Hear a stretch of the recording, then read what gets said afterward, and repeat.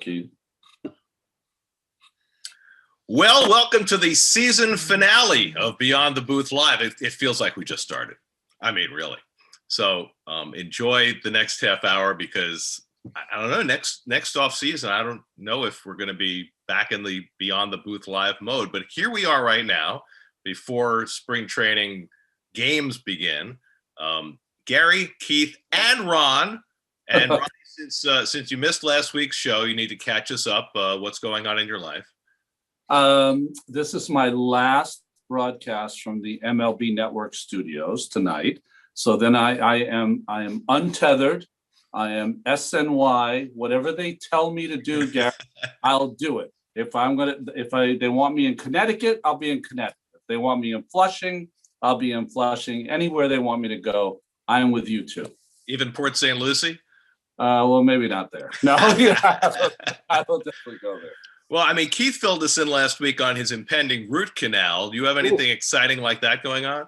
I don't have any root canal. I do know, like you, Gary, I'm going to be driving down to Florida next Saturday because our first game, I think, at home is March 2nd. Correct me if I'm wrong. Tuesday. Yeah. And I got a great piece of information today. My brother, Brian, who I don't get to spend a lot of time with, is going to drive with me. So we're going to car and be able to have conversation and talk about everything that we've missed and our families, and that should get us to Philadelphia. I was going to say it covers the first couple of hours. What do you do for the next 17? Oh, man. I'm trying to figure it out. I hope you have the same musical tastes. Yeah, we do. That's a good thing. How does your brother like your lead foot? Oh, he drives at least plus 10, Keith, than I drive. Really?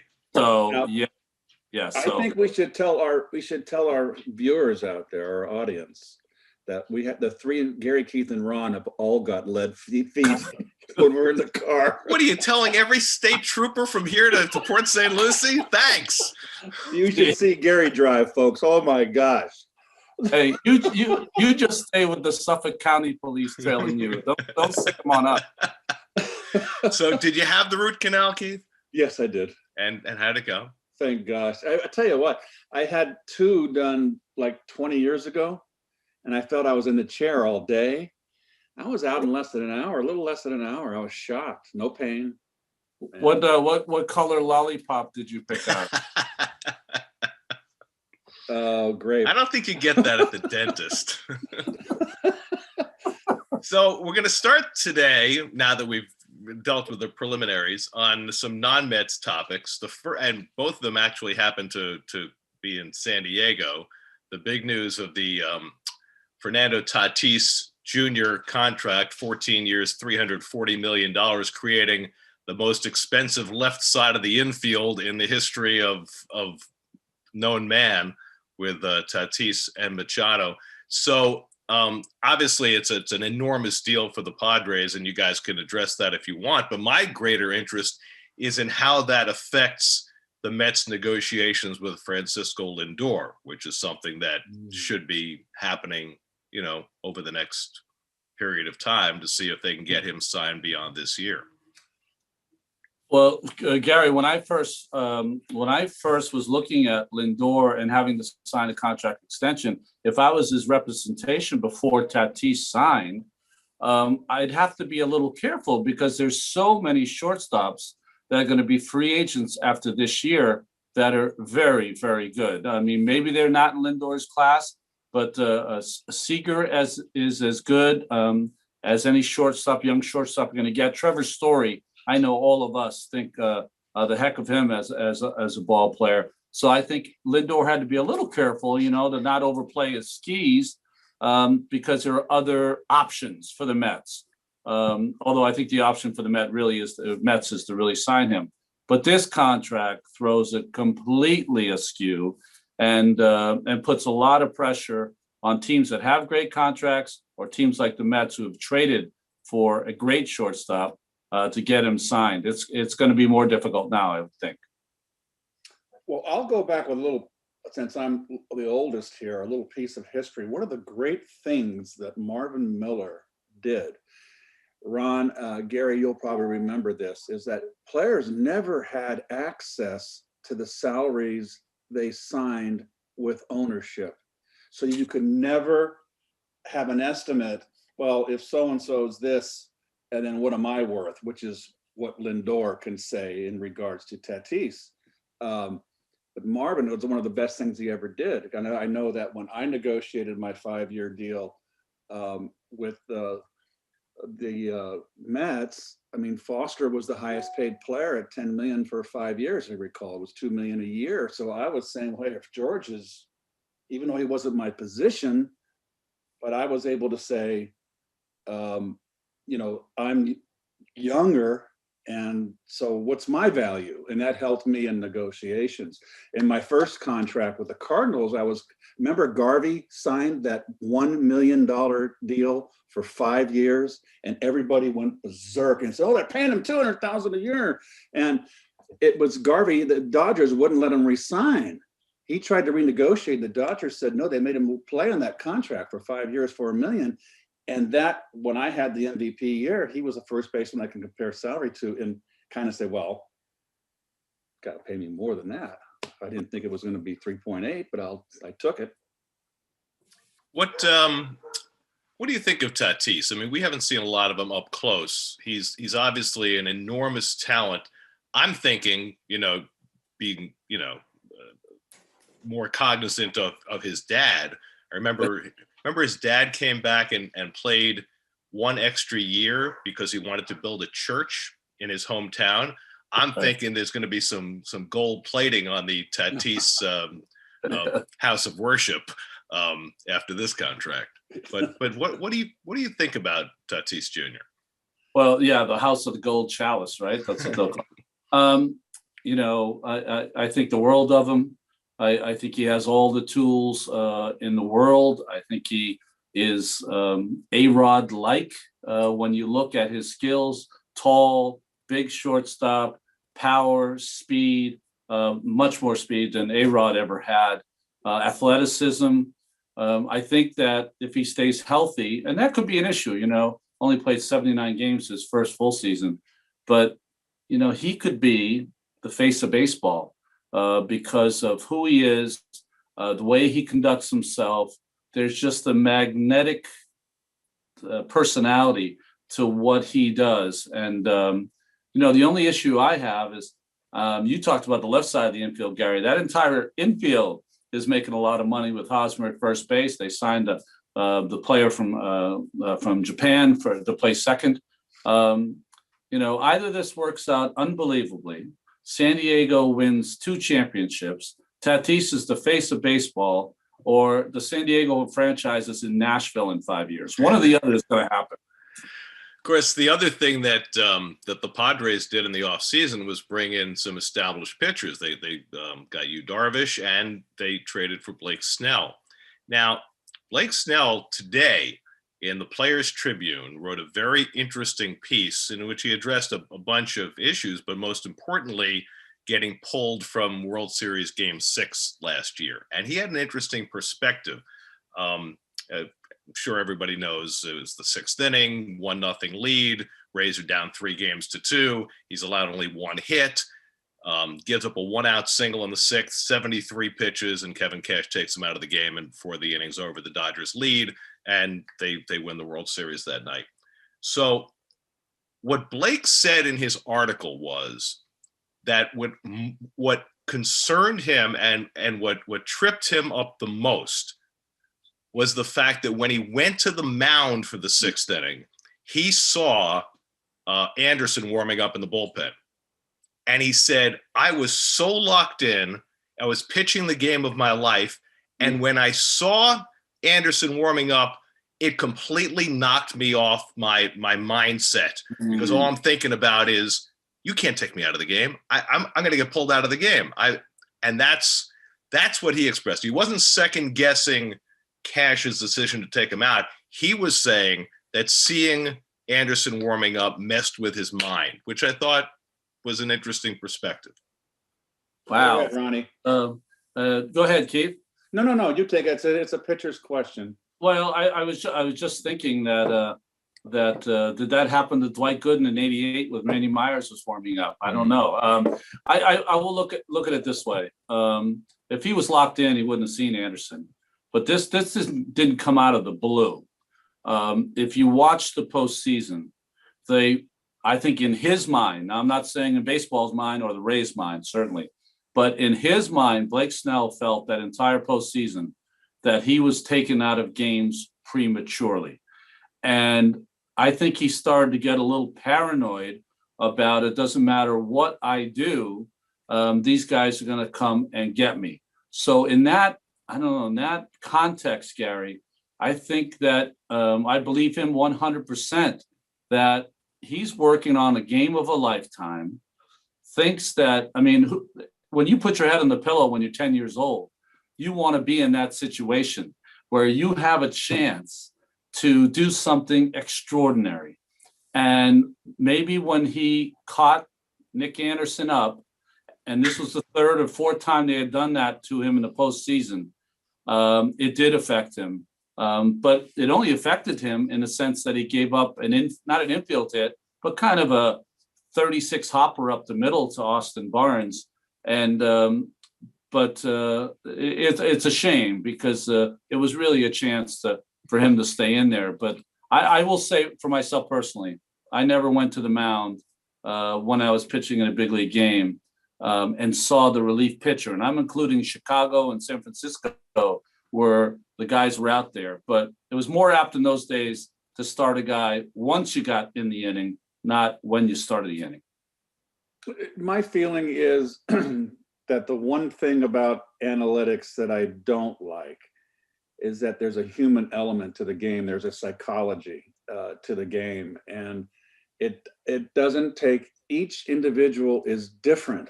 You know, maybe pitcher A would look in the bullpen and get mad and go, gosh darn it, I'll show that son of a gun, and just go out there, boom, boom, boom, boom, boom.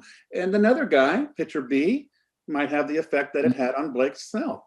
And that's where I think analytics, it's too cut and dry. It's too sterile. There are human beings out there playing, and there's nothing better than a manager. And I don't care if you're a rookie or you're a veteran star.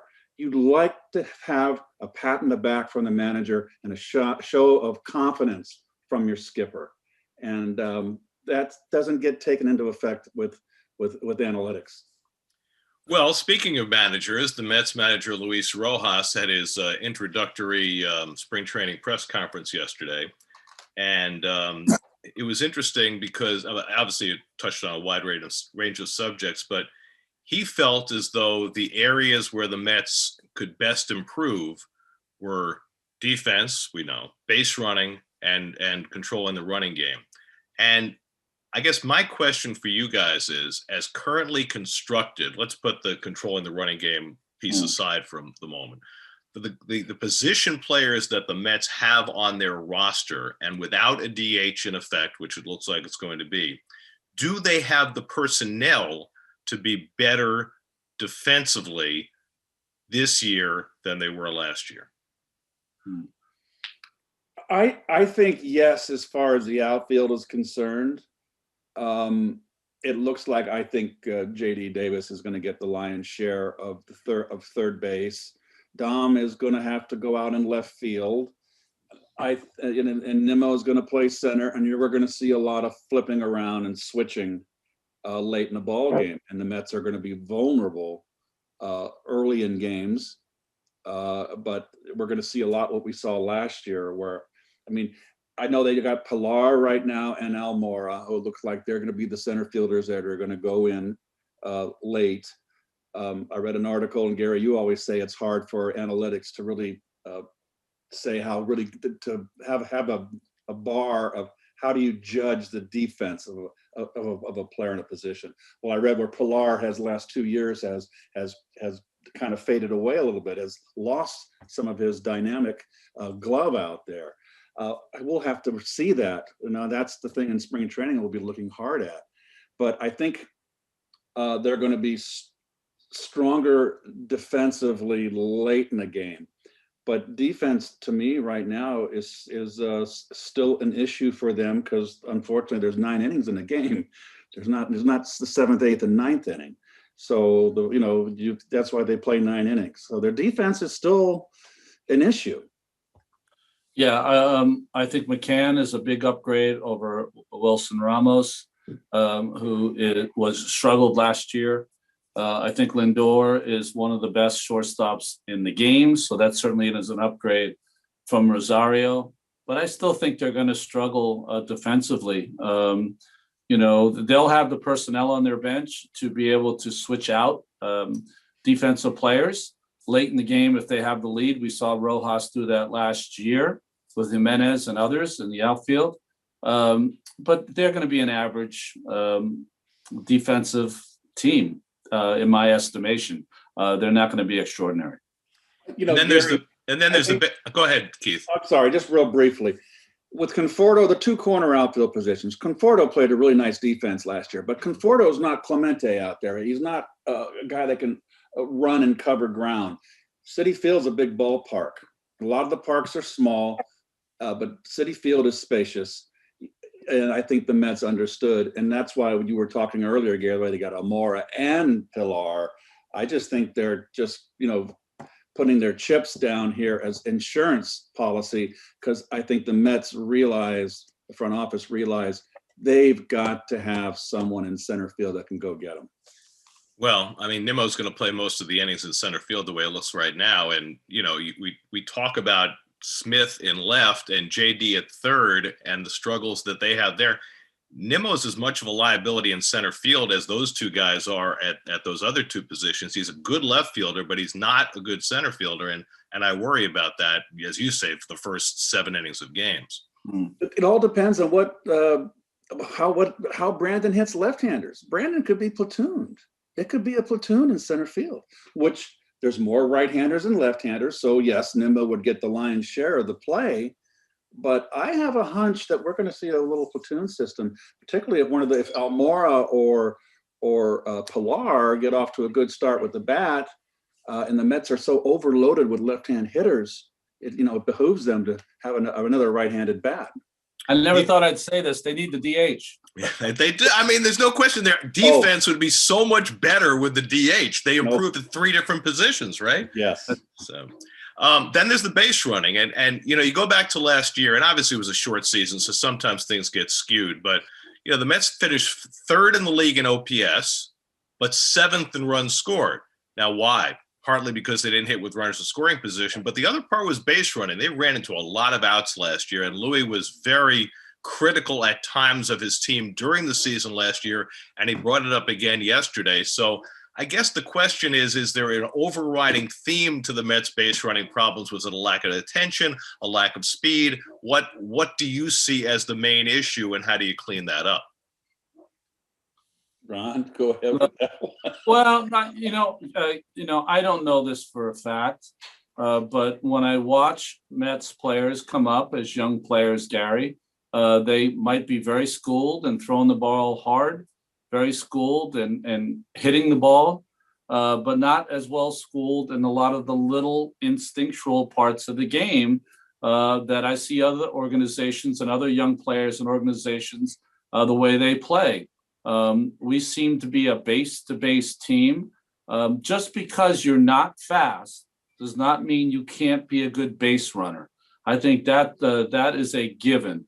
And I've never seen you don't see many Mets players come up from the minor leagues, to me, that are well-schooled in base running. And that's a very difficult thing to all of a sudden take a young man who's been playing a certain way and go, we'd really like you to go first to third. Going first to third is understanding situations. It's understanding fielders. It's understanding angles. There's so many different things. Keith knows this, of course, a million times more than me. But just because you don't run fast doesn't mean you can't be a good base running team. I agree. And you always want to be aggressive and want to take the extra base. I don't like it when there's a ball hit to left field and you're on first base. Okay, fine. You're not going to go first to third on a line drive to left field. But, run hard to second base. Take a hard turn. Thinking the extra base all the time. And also know your abilities too. I mean, to me, one of the biggest mistakes they've made in the game today is these smaller parks where, the outfield used to bow out into the gaps into center field. Now you got these right angles. Here's the foul line. Well, that takes away the gap. And so the gap, instead of being 385 or even over now, because it's not bowing, it's harder to score on a double from first base. It's harder to score because the outfielders are playing in a little more. It's hard to score on a base hit with a runner on second base. I mean, that used to be almost an automatic. I mean, you got your good lead. I didn't run well. I scored all the time. And I know these guys run faster than me.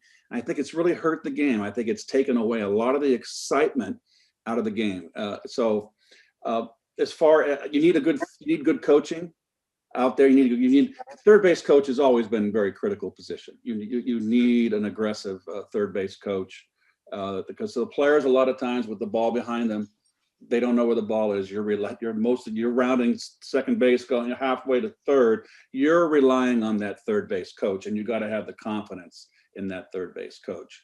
So they can talk all they want and talk about the extra base, but it's all like Ronnie said. It's every play is different. It's instinctual. Who's the outfielder? Has he got a bad arm? Does he have a great arm? Those are all the things that come into play. Interesting point you make about the ballparks. I hadn't thought about it in those terms, but I know that when we watch games at Coors Field, especially because it is such an expansive outfield, ball hit to center or right field, guys automatically go first to third, whereas almost every other park, it's an iffy proposition depending on the lead he gets and the speed he has. So. And I hate that base to base, one base at a time. It's boring. Nothing like the guy, even if he makes a hard turn and he stops, you're on your seat. He might go, and even if he stops, and it might be a close play at third. And then if you got a good base runner on the backside, overthrows the cutoff man, the guy got the hits on second base, and you got the pitcher in trouble second and third. It's exciting stuff. So I asked this question of Louis yesterday, and he didn't really have an answer yet, but it's something that every team is going to have to deal with this year, and that is the lack of innings for starting pitchers last year. So many teams peg their starters at a certain innings limit or innings target based on what they did the year before. Well, in the Mets case, since they didn't go to the postseason, they didn't have any starting pitcher throw as many as 70 innings last year. So my first question is, how does that impact the targets for these guys? And second of all, if the targets are somewhat lower than they'd be in a normal season, how do you mitigate that? Do you shorten your starts? Do you slot a sixth starter in there? Do you use an opener? What's the impact going to be of the lack of innings last year, and how will that be mitigated, do you think? Well, I think that it's going to drive the young men and women who are in the rooms without any windows crazy, because they always want to quantify all these things, and there's nothing to quantify. How can they quantify from a season that never has happened in anyone's lifetime? So what you really have to do, this is not what's going to be done. What you have to do is you have to watch with your eyes, understand a guy in between starts, how he's throwing. Was his bullpen sharp, or was kind of there's some malaise there? You're going to have to really watch that. And that might send you to a place where you give him an extra day and start an opener. It might, with some organizations, go to maybe you have a couple of guys that are been hurt the year before, to a 6-man rotation. Maybe you're Tampa Bay that has said that they're going to take 8 guys who are going to pitch 100 innings each on their way to 1,450 innings, which you need to cover. I think it's going to be different with other teams. I think watching with your eyes and understanding where your athlete is going to play a big part, but I don't think they're going to do that. I think they're going to have 6-man rotations. I think they're going to have openers. They're going to do a lot of the sexy, fancy stuff to try to save some innings for their pitchers. A guy like Jacob deGrom, now it's different, right? It doesn't matter if he starts 10 times or 30 times. He's going to take the ball and pitch 7 innings almost all the time. But when you're talking about other guys, and I'll use Tampa Bay for an example. They just signed Rich Hill and Colin McHugh. Everyone in baseball is trying to sign big, strapping, velocity guys. But they know with these two guys, they're going to get 100 innings.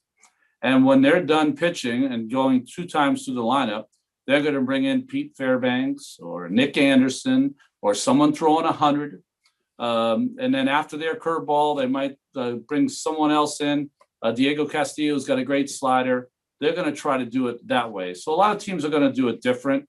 But I wouldn't, my own thought is I wouldn't overthink it.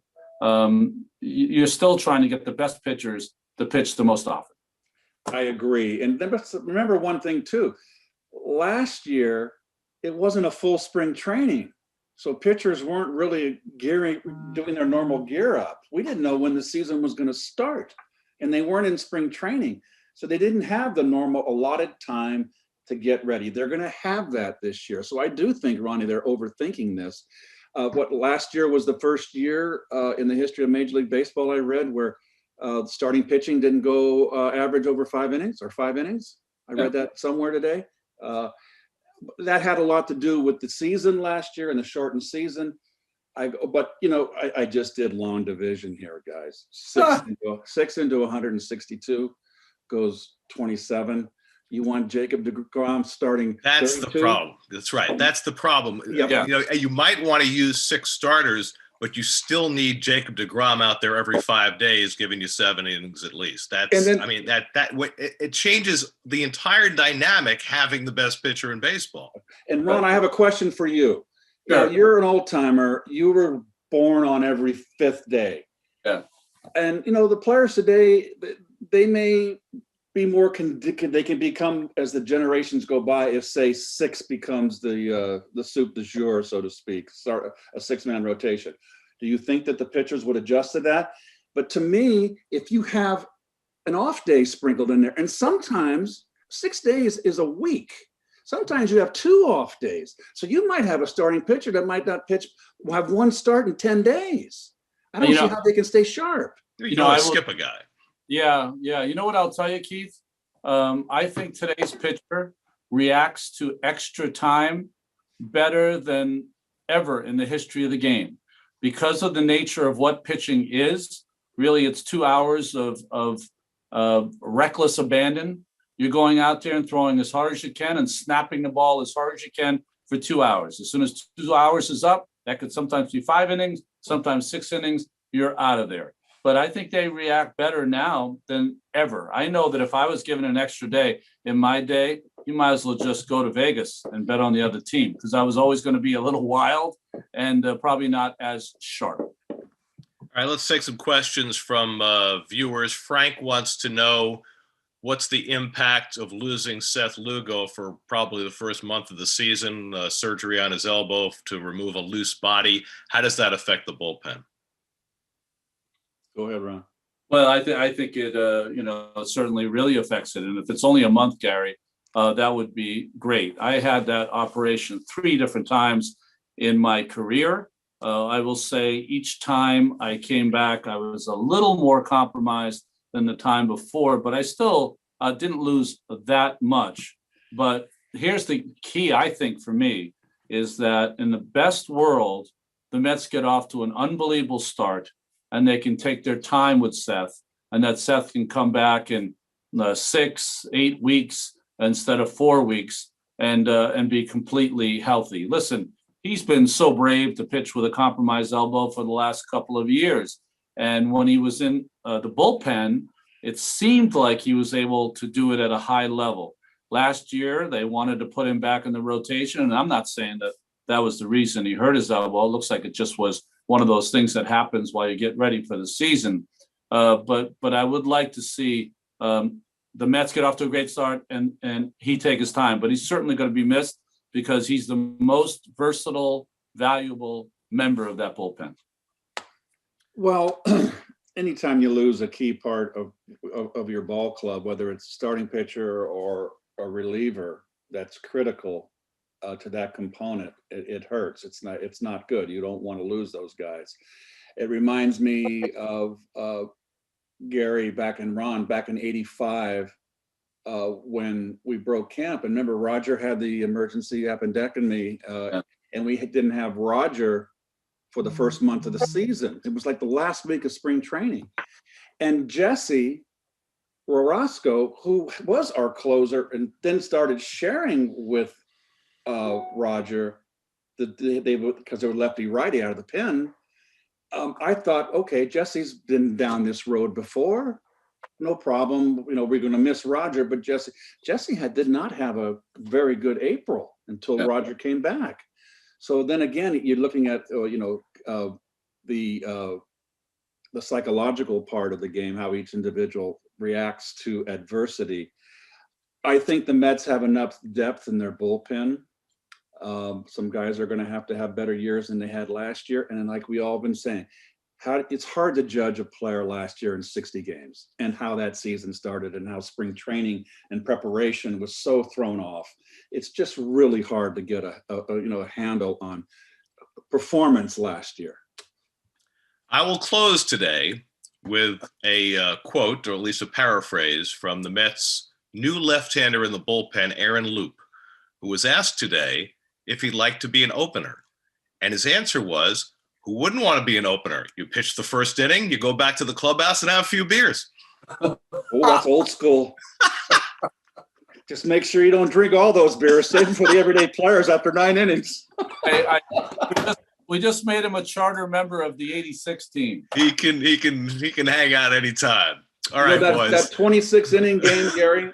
I know we're pressed for time. When I was with the Cardinals, my rookie year, that we beat the Mets. I don't know how many players played that game and were out, and that game went to like 2 a.m, whatever. When the game was over, and I pinched hit in the 7th inning, and I was out. And when the game was over and we won, the everyday players that played that whole game came in, and there was no beers in the clubhouse. They were furious. Oh boy! All right. Well, this does it for the season finale of Beyond the Booth Live. Next time we see y'all, it'll be from the booth in Port St. Lucie, or actually multiple booths because we're still distancing. That'll be on Tuesday, March the 2nd at 1:00, and we start calling baseball games again. Nice. Personally, I'm looking forward to that. I am too, and I'm kind of glad this is the last one because these half hours are exhausting. Let's go have a beer. I got my first sigh of the year from Keith. Must be baseball season. See you from Florida, everybody. Bye, guys.